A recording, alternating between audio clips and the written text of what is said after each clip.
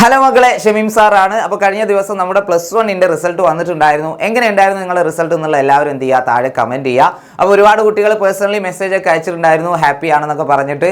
എങ്കിലും ചില കുട്ടികൾക്കെങ്കിലും വിചാരിച്ച മാർക്ക് കിട്ടാത്തവരായിട്ടുണ്ട്. അപ്പോൾ തീർച്ചയായിട്ടും അവർക്ക് വേണ്ടിയിട്ടുള്ളൊരു വീഡിയോ ആണിത്. മാക്സിമം ഫ്രണ്ട്സിലേക്ക് എല്ലാവരും ഷെയർ ചെയ്ത് കൊടുക്കുക. വീഡിയോ അവസാനം വരെ കാണാം. അതായത് മാർക്ക് കുറഞ്ഞു പോയത് എന്തുകൊണ്ടാണ്, നമ്മുടെ മിസ്റ്റേക്ക് കൊണ്ടാണോ ഒന്നും അറിയില്ല അല്ലേ. അപ്പോൾ തീർച്ചയായിട്ടും നമുക്കൊന്ന് റിവാലുവേഷൻ കൊടുത്താൽ കൊള്ളാം എന്ന് തോന്നുന്നവരുണ്ടാവും, ഫോട്ടോ കോപ്പിക്ക് അപേക്ഷിച്ചാൽ കൊള്ളാം എന്ന് തോന്നുന്നവർ, അതുപോലെ തന്നെ സൂക്ഷ്മ പരിശോധന സ്ക്രൂട്ടണിക്ക് അപേക്ഷിച്ചാൽ കൊള്ളാം എന്നൊക്കെ തോന്നുന്നവരൊക്കെ ഉണ്ടാവും. അപ്പോൾ എന്താണ് അതിന്റെ നടപടിക്രമങ്ങൾ എന്നുള്ളതാണ് നമ്മൾ ഈ ഒരു വീഡിയോയിൽ ഡിസ്കസ് ചെയ്യാൻ വേണ്ടി പോകുന്നത്. ഡീറ്റെയിൽ ആയിട്ടുള്ള ഒരു നോട്ടിഫിക്കേഷൻ തന്നെ ഗവൺമെന്റ് പുറത്തുവിട്ടിട്ടുണ്ട്. അപ്പോൾ സർക്കുലർ പൊതുവിദ്യാഭ്യാസം ഹയർ സെക്കൻഡറി പരീക്ഷാ വിഭാഗം 1ാം വർഷ ഹയർ സെക്കൻഡറി പരീക്ഷ മാർച്ച് 2025 പുനർമൂല്യനിർണ്ണയം, സൂക്ഷ്മ പരിശോധന, ഫോട്ടോ കോപ്പി എന്നിവ സംബന്ധിച്ചിട്ടുള്ള ഒരു നോട്ടിഫിക്കേഷൻ ആണ് ഇപ്പോൾ നമ്മുടെ ഹയർ സെക്കൻഡറി ഡിപ്പാർട്ട്മെന്റിന്റെ ഒഫീഷ്യൽ വെബ്സൈറ്റിൽ പുറത്തു വന്നിട്ടുള്ളത്. നമുക്ക് നോക്കാം ഡീറ്റെയിൽ ആയിട്ട്.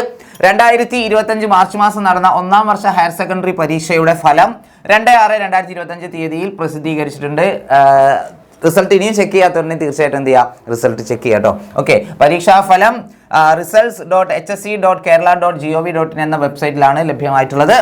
ഉത്തരക്കടലാസുകളുടെ പുനർമൂല്യനിർണ്ണയം, സൂക്ഷ്മ പരിശോധന, ഫോട്ടോ കോപ്പി എന്നിവയ്ക്കായി നിർദ്ദിഷ്ട ഫോറങ്ങളിലുള്ള അപേക്ഷകൾ നിർദ്ദിഷ്ട ഫീസ് സഹിതം വിദ്യാർത്ഥികൾ പരീക്ഷയ്ക്ക് രജിസ്റ്റർ ചെയ്ത സ്കൂളിലെ പ്രിൻസിപ്പാളിന് 10/6/2025 തീയതിക്കകം സമർപ്പിക്കേണ്ടതാണ്. അതായത് ലാസ്റ്റ് ഡേറ്റ് 10ാം തീയതിയാണ്.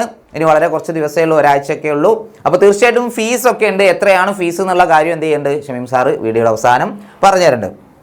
ലക്ഷദ്വീപ്, ഗൾഫ് രാജ്യങ്ങൾ എന്നിവിടങ്ങളിലെ ഹയർ സെക്കൻഡറി സ്കൂളുകളിലെ വിദ്യാർത്ഥികളുടെ അപേക്ഷാ fees demand draft drawn in favour of joint director examination higher secondary wing, directorate of general education Thiruvananthapuram മുഖാന്തിരം അതാത് സ്കൂൾ പ്രിൻസിപ്പൽമാർ മേൽപ്പറഞ്ഞ തീയതിക്കുള്ളിൽ സമർപ്പിക്കേണ്ടതാണ്. ഓക്കെ, പിന്നെ government bar aided higher secondary school പ്രിൻസിപ്പൽമാർ പൂരിപ്പിച്ച അപേക്ഷകളോടൊപ്പം പുനർമൂല്യനിർണ്ണയ ഫീസ് കൈപ്പറ്റി PD അക്കൗണ്ടിൽ നിക്ഷേപിക്കേണ്ടതും സൂക്ഷ്മ പരിശോധന, ഫോട്ടോ കോപ്പി എന്നിവയ്ക്കായുള്ള ഫീസ് ട്രഷറിയിൽ ഒടുക്കേണ്ടതുമാണ്. അപ്പോൾ ദയവ് ചെയ്തിട്ട് നമ്മുടെ സ്കൂൾ അധികൃതർ ഈ കാര്യം എന്ത് ചെയ്യണം, ഉത്തരവാദിത്തത്തോടു കൂടി ചെയ്യണം.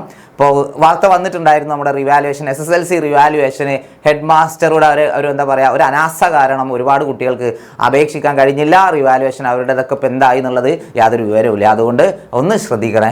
യെസ്, പിന്നെ ഫോട്ടോ കോപ്പി, സൂക്ഷ്മ പരിശോധന എന്നിവയ്ക്കായുള്ള അപേക്ഷാ ഫീസ് ഈ ഒരു നമ്പർ, അത് റിസിപ്റ്റ് എന്ന ശീർഷകത്തിൽ ട്രഷറിയിൽ അടവാക്കേണ്ടതാണ്. ഇതൊക്കെ അവർ ചെയ്തോട്ടോ. യെസ്, റീഫണ്ടിന് അർഹരായ വിദ്യാർത്ഥികൾക്ക് പ്രിൻസിപ്പൽമാർ തുക അനുവദിച്ച് നൽകിയതിനു ശേഷം ബാക്കിയുള്ള തുക ബന്ധപ്പെട്ട ശീർഷകത്തിൽ ട്രഷറിയിൽ ഒടുക്കി ചലാന്റെ പകർപ്പ് ഈ ഓഫീസിലേക്ക് അയച്ചു തരേണ്ടതും അസൽ ഓഡിറ്റിന് ഹാജരാക്കേണ്ടതുമാണ്. അതൊക്കെ അടക്കട്ടെ. പിന്നെ എന്നാൽ അൺഎയ്ഡഡ് ഹയർ സെക്കൻഡറി സ്കൂളുകളിൽ നിന്നും പുനർമൂല്യനിർണ്ണയം, ഫോട്ടോ കോപ്പി, സൂക്ഷ്മ പരിശോധന എന്നിവക്കായി അപേക്ഷിക്കുന്ന വിദ്യാർത്ഥികളുടെ ഫീസ് മേൽപ്പറഞ്ഞ തീയതിക്കുള്ളിൽ ട്രഷറികളിൽ ഒടുക്കേണ്ടതാണ്. അത് അവർ തന്നെ നേരിട്ട് ചെയ്യേണ്ടി വരും. ഇനി സ്കൂളിൽ നിന്ന് കളക്ട് ചെയ്യുന്നുണ്ടാവും അറിയില്ല. അൺഎയ്ഡഡ് സ്കൂളിലെ എന്താ പറയുക, പ്രിൻസിപ്പൽ അല്ലേ അദ്ദേഹം, അല്ലെങ്കിൽ ചിലപ്പോൾ നിങ്ങൾ നേരിട്ട് എന്ത് ചെയ്യണം, ട്രഷറിയിൽ ഇത് അടക്കേണ്ടി വരും. റീഫണ്ടിന് അർഹരായ അൺഎയ്ഡഡ് സ്കൂൾ വിദ്യാർത്ഥികളുടെ അപേക്ഷ, ചലാൻ, ബാങ്ക് പാസ്ബുക്ക് എന്നിവയുടെ പകർപ്പ് സഹിതം അതാത് പ്രിൻസിപ്പൽമാർ മുഖേന ഹയർ സെക്കൻഡറി ഡയറക്ടറിലേക്ക് അയച്ചു നൽകേണ്ടതാണ്. റീഫണ്ടിന് അർഹരായ അൺഎയ്ഡഡ് സ്കൂൾ വിദ്യാർത്ഥികളിൽ ഈ ചലാനായി ഫീസ് ഒടുക്കിയവർ ഈ ട്രഷറി മുഖാന്തിരം റീഫണ്ട് റിക്വസ്റ്റ് സമർപ്പിച്ച ശേഷം അനുബന്ധ രേഖകൾ സമർപ്പിക്കേണ്ടതാണ്. ഇനി നമ്മുടെ പ്രധാനപ്പെട്ട വിവരത്തിലേക്ക് വരാം, അതായത് എത്രയാണ് ഇതിൻ്റെ ഫീസ് എന്നുള്ളത് അല്ലേ. യെസ്, അപേക്ഷാ ഫോറങ്ങൾ അതാത് സ്കൂളിൽ ഡിപ്പാർട്ട്മെന്റ് പോർട്ടലിൽ നിന്ന് ലഭിക്കുന്നതാണ്. അപ്പോൾ സ്കൂളുകളിലോ അല്ലെങ്കിൽ നമുക്ക് സൈറ്റിലോ ഈ ഒരു അപേക്ഷാ ഫോം കിട്ടും, മിക്കവാറും സ്കൂളിൽ തന്നെ കിട്ടും. പ്രസ്തുത വിവരങ്ങൾ പ്രിൻസിപ്പൽമാർ 13/6/2025 തീയതിക്കുള്ളിൽ എക്സാം മുഖേനയുള്ള ലിങ്കിലൂടെ അപ്ലോഡ് ചെയ്യേണ്ടതാണ്. യാതൊരു കാരണവശാലും അപേക്ഷകൾ ഹയർ സെക്കൻഡറി ഡയറക്ടറേറ്റിൽ നേരിട്ട് സ്വീകരിക്കുന്നതല്ല. ഇതൊക്കെ ആർക്കുള്ള, പ്രിൻസിപ്പൽക്കുള്ള. നമ്മുടെ ഡ്യൂട്ടി എന്താ, ഈ ഫീസ് അടക്കുക എന്നുള്ളതാണ് അല്ലേ. യെസ്, ഫീസ് എത്രയാ? പുനർമൂല്യനിർണ്ണയത്തിന് 500 രൂപയാണ് ഒരു സബ്ജക്റ്റിന്, സൂക്ഷ്മ പരിശോധനയ്ക്ക് 100 രൂപയാണ്, ഫോട്ടോ കോപ്പിക്ക് 300 രൂപയാണ്. ഓക്കെ, ഇതാണ് നമ്മുടെ ഒരു സബ്ജക്റ്റിന് വരുന്ന ഫീസ് എന്ന് പറയുന്നത്.